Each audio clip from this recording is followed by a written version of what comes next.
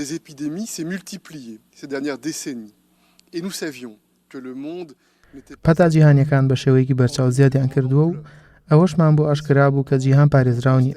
هەر بۆیە دەبێت ئامادە بین و سود لەو شکست و سزایانە وەربگرین و لێوەی فێر ببین.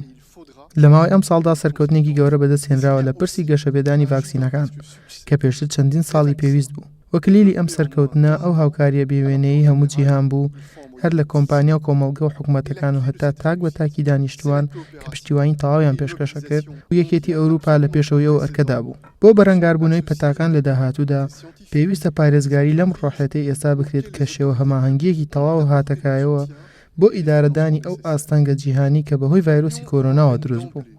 هەر لێرەوە پێشنیاری گەشەپێدانی ئەم هەماهەنگیە دەکەینەوە لە ڕێگەی ڕێکەوتنامەیەکی نێودەوڵەتی سەبارەت بە پەتاکان کە پێویستە ئەو ڕێکەوتنامەیە بەشێک بێت لە ڕێکخراوی تەندروستی جیهانی. ئەوەی گرنگە ئێستا گەرەنتی گەیشتنی ڤاکسینی دژی ڤایرۆسی کۆڤید-19 بۆ هەموو وڵاتانی جیهان، بە تایبەتی بۆ وڵاتانی کە دۆخی ئابووریان خراپە.